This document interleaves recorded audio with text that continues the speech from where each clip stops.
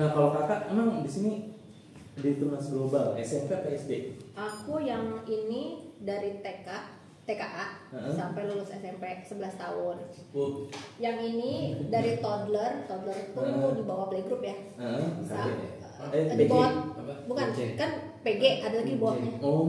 Ya kan toddler, PG, TKA, TKB sampai di sekarang naik kelas 4. Di Tunas Global. Ya, cuma dua anak ini different. Gitu. Nanti akan terlihat gitu. Kenapa dia ngikut kakaknya, sebenarnya dia pengen sekolah deket kakaknya gitu doang. Berarti dua-duanya lamanya di sini gitu ya? Iya. Kenapa milih di sini?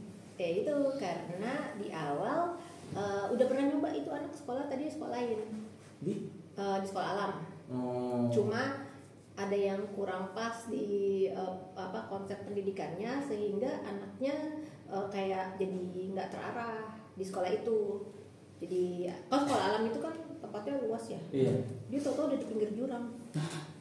Gitu kan. Lalu saya langsung ini yang laki-laki. Iya.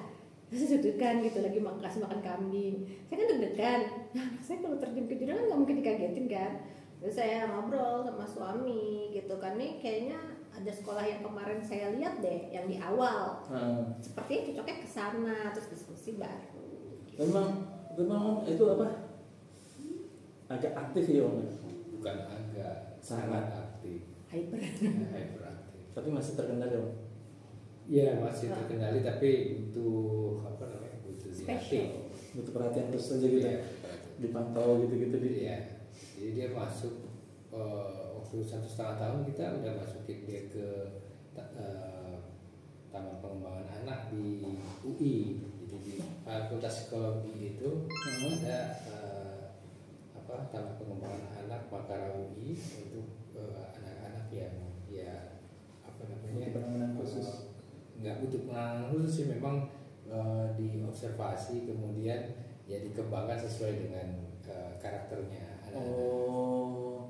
Iya, kalau anaknya seperti ini maka penanganannya gini, terus itu gitu. Iya. Lebih jadi spesialis gitu ya ibaratnya. Iya.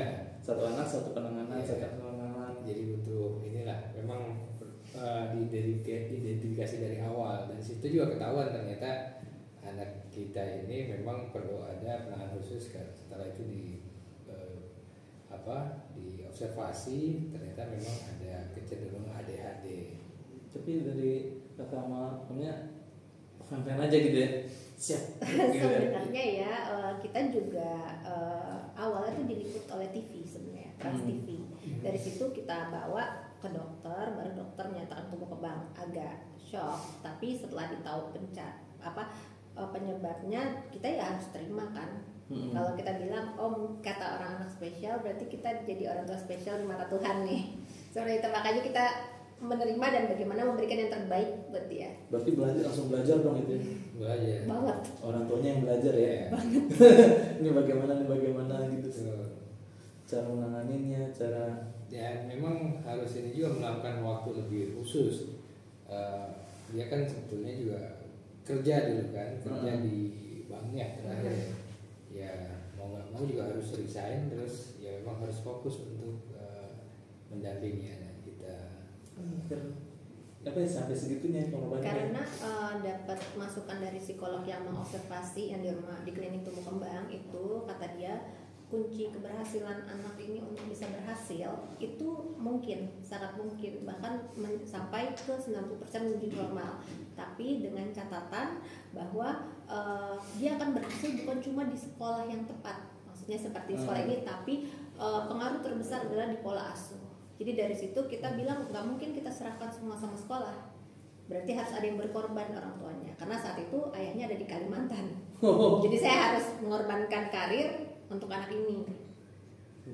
Tapi memang selain dia sangat aktif, ada yang lainnya kan atau masalah tapi fokus untuk menerima ilmu pengetahuan atau pengajaran itu ya masalah fokus juga harus diarahkan, karena memang dengan kondisi dia fokus itu jadi konsep juga. Contoh misalkan kalau belajar dia lebih cenderung aktif kan, dan tidak fokus duduk di satu tempat, dan itu juga harus dipahami juga. Makanya harus kita cari sekolah yang tepat juga untuk memahami karakter anak. Nggak mungkin kita masukkan misalnya di sekolah yang umum, kemudian ya disamaratakan dengan anak yang lain, karena itu akan membantu dia untuk bisa tumbuh sesuai dengan kondisinya. Terus kan udah tahu nih kondisi anaknya seperti apa, terus tahu mereka harus ditangani seperti apa. Saat mencari sekolah, dapat sekolah ini, yang dilihat di sekolah ini apa tuh, Kak? Menerima anaknya. Jadi waktu diobservasi kan di TK ya dia masuknya. Saya observasi, saya kasih tahu anak ini seperti apa, tapi kepala sekolah langsung, oh ini bisa mam, nanti akan ditaruh di kelas ini dengan treatment seperti ini. Jadi kita langsung dikasih pandangan gitu, tanpa menjudge anak ini seperti apa. Jujur tidak dijudge anaknya, tapi hanya dikasih tahu kecenderungan anaknya kinestetik. Berarti nanti ada kelas yang pendampingannya tepat. Dan kita ada psikolog juga ya? Kita selalu dampingi sejak anak ini masuk sekolah TK sampai SD pun dia selalu didampingi psikolog. Jadi berkala ya. Dalam setahun ajaran itu kita kalau ada problem sedikit kita dipanggil. Kalau nggak ada dia observasi aja. Nah, semenjak pas masuk ini baru harus ngeliat lingkungannya ya.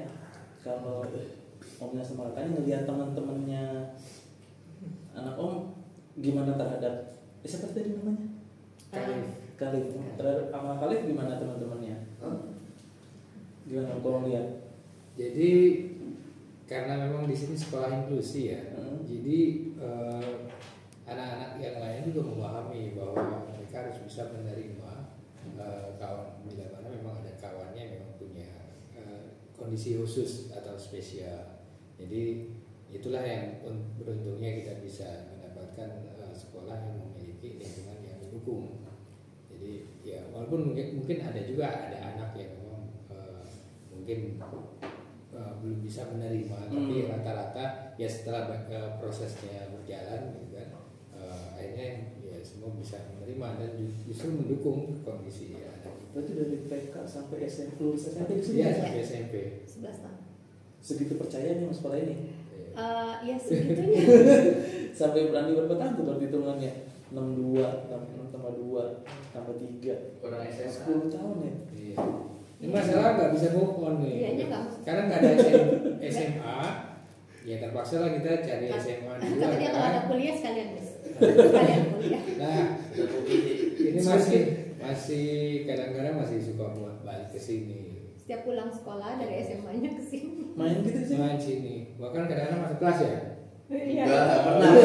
Belajar di kelas 9. Pernah masuk kelas. Enggak, kalau lagi ada temen aja.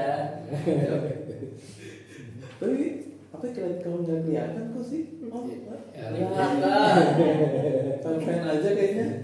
Iya, jadi gini, waktu dari awal kalau TK kan aman nih ya, pas masuk ke SD itu ada kayak pertimbangan pakai shadow atau tidak. Tapi saya yakin banget dengan komunikasi dia kan lancar di 2 tahun. Sedangkan anak-anak seperti itu kan rata-rata speech delay atau lack of communication. Karena saya ngobrol sama kepala sekolah, saya tanya, ini nggak perlu kan? Maksudnya saya orang tua bisa menjamin bahwa anak ini tidak perlu, dan kalau harus ada yang harus diajarin di rumah itu kami akan lakukan. Akhirnya setelah interview kepala sekolah bilang, ya saya jamin ini nggak perlu pakai shadow gitu kan. Jadi ya udah kita terima dan kita intens sama guru kelas, selalu kalau ada apa-apa tuh komunikasi aktif orang tua. Jadi saya sendiri yang dampingin di rumah gitu. Berarti selama 10 tahun di Tunas Global tuh ngerasain perubahan gitu? Oh, ngerasain banget. Ngerasain banget. Iya, bahkan ya memang tadi kan yang paling ini masalah fokus dan interaktif ya. Jadi kalau dapat laporan anak ini kalau di kelas sambil jalan-jalan, menerima materi, sampai akhirnya kalau ujian pun juga nggak biasa gitu karena seringnya kaki diangkat, meja terus sambil kerjain ujian. Kebayang. Tapi terakhir kelas 5 udah bisa. Udah mulai bisa terkendali gitu. Jadi ya setelah itu alhamdulillah. Jadi kita juga berbesar hati bahwa sekolah ini cukup banyak membantu lah perkembangan anak kita. Nah kan kalau pendidikan aku nyebutin inklusi apa? Boleh. Kalau anak inklusi kan bicara pendidikannya kan bukan hanya sekedar orang tua dan sekolah, tapi kan dua-duanya harus sinergi, Iya. harus satu visi misi. Nah selama ini komunikasi dengan sekolahnya apakah lancar atau gurunya gimana? Oke, jujur untuk komunikasi kan ayahnya selalu di luar kota, itu banyak kan akademi semua itu saya. Ayahnya biasanya insidental aja pas lagi di sini. Nah, saya itu biasakan setiap naik kelas kan gurunya berubah. Iya. Jadi saya selalu minta ke guru yang sebelumnya atau ke reception untuk diaturkan waktu saya bicara sebelum sekolah masuk. Jadi kayak ini kan lagi minggu belum sekolah masuk nih. Saya harus ketemu sama wali kelas barunya. Dan saya langsung ceritakan kondisi anak saya gini-gini, Miss kalau ada apa-apa, ada masalah langsung ke saya. Maksudnya jangan ditahan lagi untuk komunikasi ke saya. Jadi dengan cara seperti itu dari kelas 1 sampai kelas SMP itu saya caranya seperti itu. Setiap hari biasanya ada ceritanya gitu ya? Enggak, dulu awal-awal sampai kelas 3 mungkin, kalau udah kelas grade atas nggak terlalu banyak. Karena menurut saya nih kepala sekolah dan guru-guru di sini bisa nanganin. Jadi jujur ya, saya pas lulus kelas 6 kaget, black booknya banyak, mecahin lampu, main bola, ini itu sampai nah jadi pas tapi saya nggak dapat info. Ternyata saya bilang sama sekolah kalau bisa ditangani saya kasih akses untuk menangani. Kalau sudah di luar jangkauan sekolah baru panggil saya. Ya jadi sekolah sudah tahu saya maunya seperti apa, ya ditangani lah sama sekolah. Selama mereka bisa nangani aman. Gitu. Nah biasanya kan kalau yang misalkan yang pada umumnya itu kan kalau di sekolah udah diajarin sampai rumah orang tuanya kadang-kadang nggak sinergi nggak sama gitu kan, kadang-kadang suka kayak gitu kan, di sekolah diajarin sampai rumah diajarin nggak difokusin ke A lagi, akhirnya anaknya balik ke sekolah nol lagi gitu biasanya gitu. Tapi kalau ini jadi gini, waktu kami terapi itu selalu dibilang sama psikolog, Bunda ini kalau mau berhasil orang tua harus bersinergi sama sekolah. Kalau orang tua egois, anak ini yang korban. Jadi saya yang berusaha bersinergi sama sekolah. Apa yang diterapkan itu saya coba untuk sinergikan di sekolah, termasuk sama ayahnya kalau pas pulang. Jadi supaya anak ini goalnya jadinya jalannya lurus. Itu balik lagi ya, orang tuanya belajar lagi terus ya. Karena sekolahnya seperti ini di level kelas 1 itu seperti ini, maka saya harus seperti ini kelas 3 gitu, terus-terusan berarti ya. Jadi gini Mas, kalau untuk anak inklusi kita nggak bisa terapkan akademis karena mereka kecuali dia yang jenius ya, sedangkan anak kita kan bukan. Ya kan, jadi kita harus sadar diri. Yang dinasihati sama kami adalah life skills, gimana dia bisa kamar mandi sendiri, ini sendiri. Jadi karena kita fokus ke sana, jadi fokus dia hanya life skills, maka pada saat usia 14 tahun life skills dia yang melebihi anak normal. Kalau akademis ya rata-rata biasa gitu. Life skillnya sekarang 14 tahun dia bisa keliling Jakarta sendiri dengan transportasi umum, e-money, semua Google Map beres. Bisa 14 tahun. Pas dia di SMP sini. Kalau dia senangnya ngapain? Explore, jalan-jalan. Dia senang bergaul. Asik. Kalau katanya bersilaturahmi. Setuju. Aku menjunjung tinggi silaturahmi soalnya. Gimana kalau sih ternyata ngerti ya?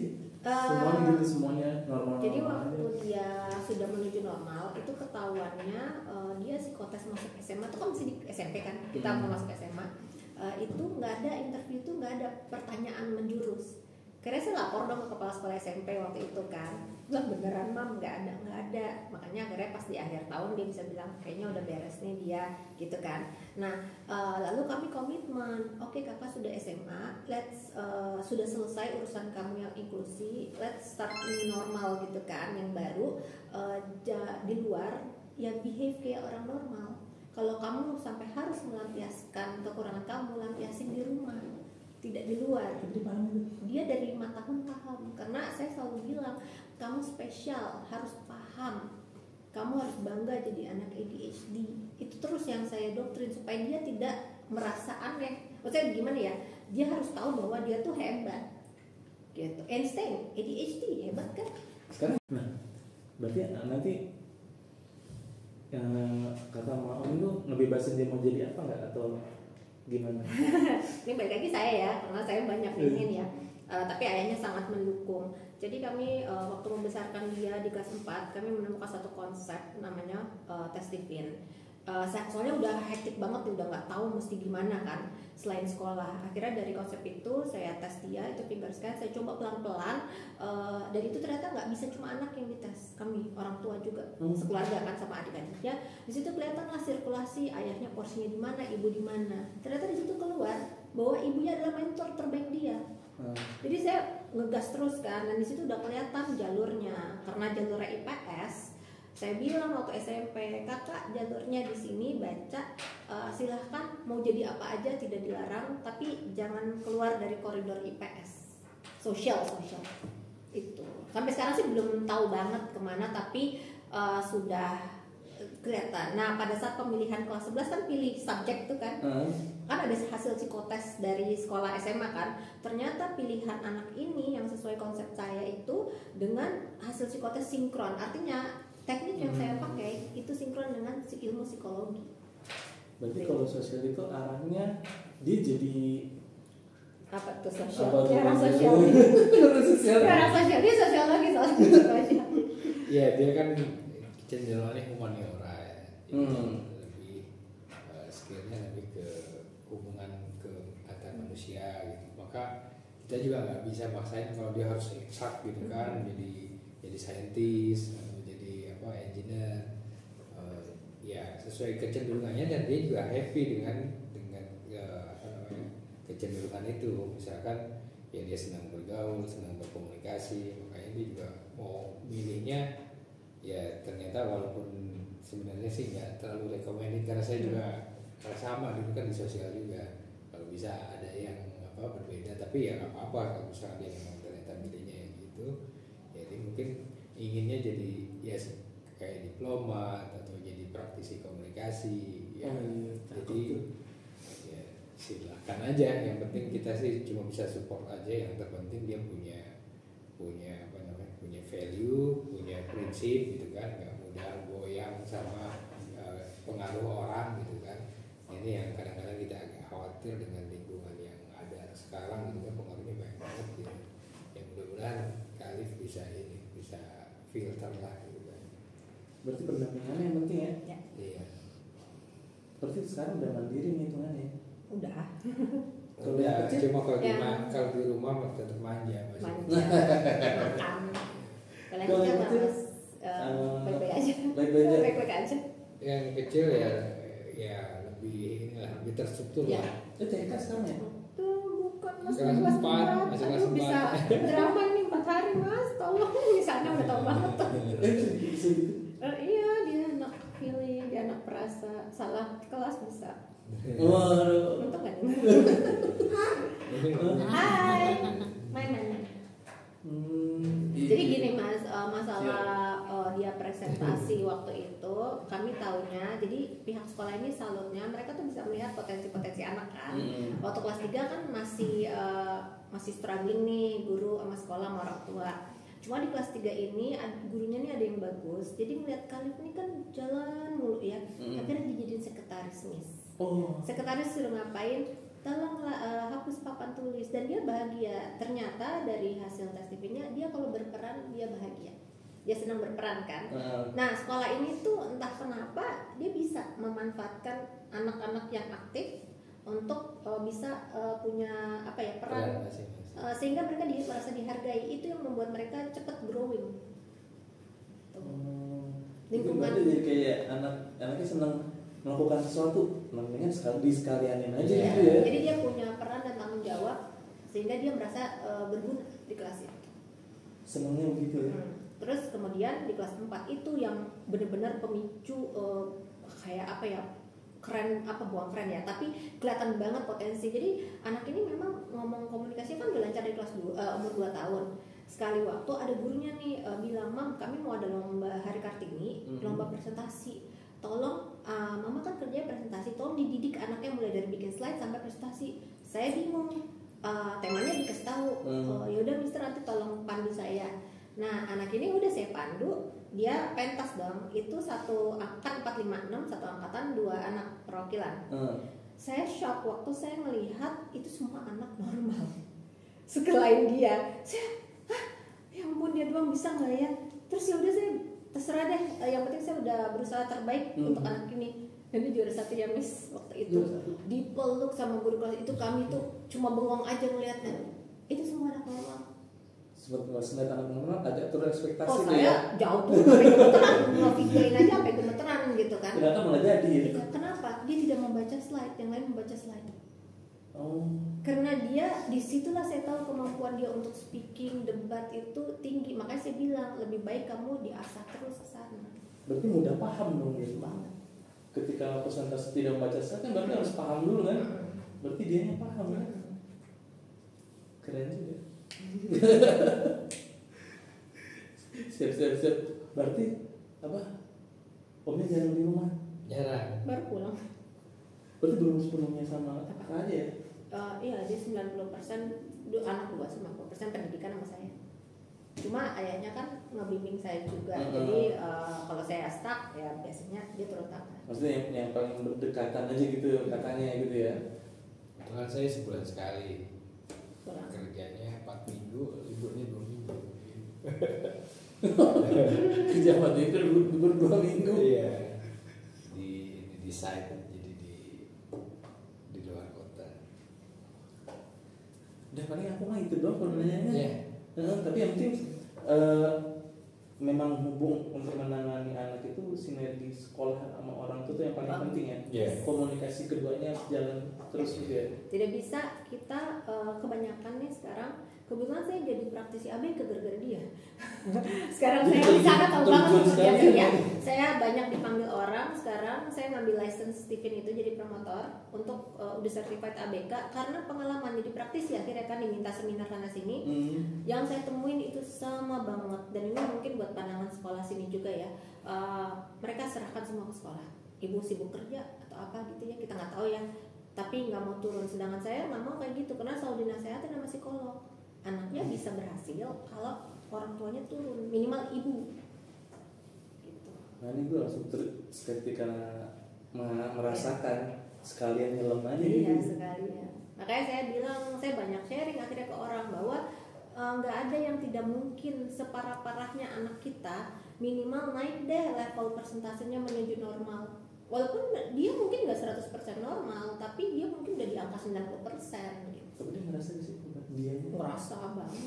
dia merasa Iya, ya. dia bisa bergaul normal itu kan sebuah kebahagiaan berarti ya. Bisa diterima lingkungan. Sekarang di SMA juga nggak ada yang tahu. Nggak ada. Berarti dianya sudah pintar ya. Iya. Yang udah bisa mengelola Iya. kekurangannya. Emosi terutama kan. Harus dijaga juga ya kak. Iya. Berarti Ya artinya ada kelebihannya dia, yaitu yang harus dia explore dan ya kekurangannya dia harus tutupin dengan memanage. berarti anak menerima, si anak yang menerima dirinya sendiri, orang itu juga menerima dia gitu ya. Kayak abang saya sempat tidak menerima anaknya termasuk itu. Jadi anaknya sampai kelas 2 SD kalau mama aku gitu. Itu kelas 2 SD masuk gitu. Saya bilang sama bang saya, kan namanya Anto, tuh anak lu tuh termasuk ABK tuh. Tadinya dia nggak mau menerima itu. Iya memang denial lah. Terus saya bilang tuh ya nggak bisa, jangan gitu, kasihan anaknya, jangan egois. Iya. Lo nya dilihat juga anaknya gitu kan, harus ketika KPK bukan berarti dia kurang, tapi nanganinya harus berbeda kayak gitu ya. Kasihan kelas 2 SD ngomong masih Saya dulu mikirnya gini, siapa juga anak yang minta dilahirkan seperti itu kan?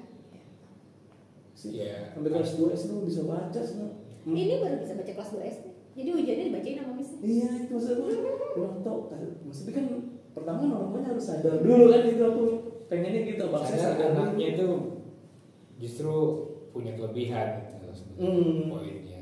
Pasti ada kelebihan. Bahkan apa namanya, bos saya juga anaknya bahkan ini apa namanya Autism ya? autis. Nah justru dengan kekurangannya, dengan perjuangan yang luar biasa, dia bahkan setelah lulus SMA bisa punya bisnis sendiri, sampai akhirnya ya dia suka cerita juga jadi inspirasi buat yang lain. dia karena dengan kondisinya begitu justru fokus kalau misalkan jalanin bisnis ya benar-benar detailing gitu kan, perfect, jadi sehingga bisa melebihi orang-orang yang normal. Dia punya bisnis yang sekarang mungkin tahun ini udah ratusan juta dipegang. Mungkin Baru lulus SMA.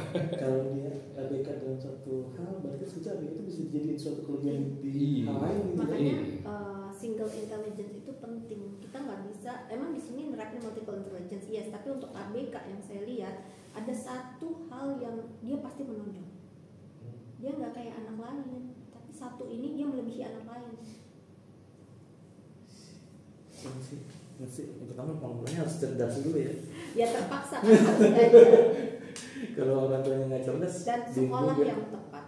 Saya jujur ya, mungkin kalau bukan di sekolah ini saya nggak tahu dia bisa berjuang apa enggak. Tapi di sekolah ini alhamdulillah ya, sekolah yang tepat. Bahkan banyak anak-anak teman saya yang anaknya normal-normal aja masuk ke sini. Anaknya tadi cuma 1 sampai anaknya 4 juga ada di sini. Dia bawa rombongan berarti. Jadi sih. bawa dia terus gitu. Anak saat pertama 2, 3, 4 Ini ada, ini misalnya nih mungkin catat OTW 2000 tahun depan 2025 ya.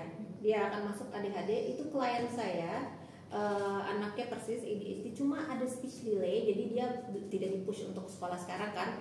Akhirnya saya bilang, ini nomor reception, bilang aja rekomendasi dari saya karena saya rasa anak ini cocoknya untuk di sini. Bisa gitu ya. Karena memang saya nggak kasihan kalau anaknya di sekolah lain. Dia sama banget anaknya gitu kan kondisinya. Yang penting juga karena di sekolah ini kan juga sudah terbentuknya environment anak bisa menerima kekurangan atau kelebihan anak apa kawannya gitu, atau anak seperti yang punya berkebutuhan khusus. Jadi nggak sulit ketika mereka berinteraksi dengan kawan-kawannya yang lain. Berarti ke lingkungan ya. Iya. Seperti halnya pentas. Emang anak spesial bisa pentas? Enggak. Tapi di sini lucu banget, kerennya itu dia dikasih posisi yang supaya tidak mengacaukan pentas. Sehingga pentas itu jadi keren. Dan dia di kelas dia waktu kelas 3 juara 1, kerjanya dia ngapain mas? Mancing.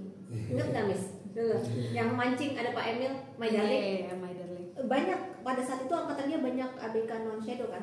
Ditaruh di depan itu pemancing, kata Miss nggak usah nyanyi ya, mancing aja terus mancing. Yang lain yang nama-nama nyanyi itu di belakang kan. Nanti ada peran yang Iya, tampil gitu ya. mancing juara, suruh pentas 2 kali depan Emil Salim, bahagia banget kan, mancing doang aku tuh kerjanya gitu. Tapi yang penting anaknya ikut gitu ya, Iya. ikut serta ya. Kayak kemarin juga pentas di kelas adiknya, 2 ABK. Itu mereka badannya gede-gede. Kan kalau dia mengacau kan sangat kelihatan. Tapi mereka malah jadi lucu gitu loh pentasnya gitu. Lantas harus ada ya. Dan alhamdulillah si anak ini dia sering chatting sama temannya yang autis itu di DM IG karena dia sudah terbiasa menghadapi kakaknya dan menghadapi keberagaman. Jadi ladenin aja temannya itu. Oh, karena belajar dari apa nih? Iya, karena dia selalu dihadapkan. Jadi kamu dari kecil, kakak itu spesial. Kalau kamu komunikasi dimaklumi aja dulu kalau kakak begitu. Intinya adalah apa? Orang tua harus belajar terus. Seluruh Terus keluarga. orang terdekatnya belajar terus. Penanganan yang memang harus sesuai sama sekolah yang tepat. Yes. Cakep banget.